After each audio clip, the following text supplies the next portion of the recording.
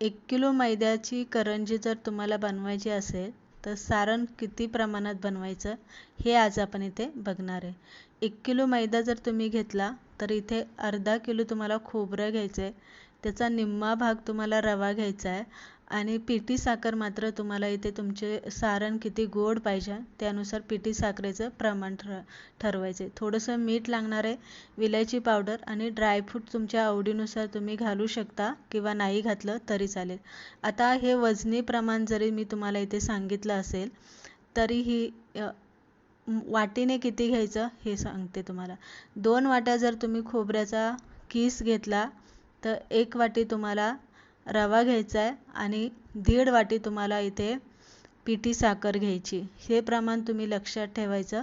आता सारण कसं बनवायचं हे बघूया. पळीभर तूप घालायचं, त्यामध्ये ड्रायफ्रूटचे बारीक बारीक ड्रायफ्रूटचे काप करून घ्यायचे आणि ते तुपामध्ये भाजून घ्यायचे. खोबरंसुद्धा आपल्याला तुपामध्ये हलकंसं भाजून घ्यायचं आहे, जास्त भाजू नका, नाहीतर खोबरं कडक झालं तर तुमचे सारण कडक होऊ शकतं, करंजी खुसखुशीत अजिबात राहणार नाही. म्हणून हलकंसं तुम्हाला खोबरं भाजून घ्यायचं आहे.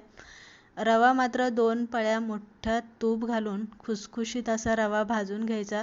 रवा भाजत असताना बारीक गॅसवरती रवा भाजायचा म्हणजे रवा कडक होत नाही.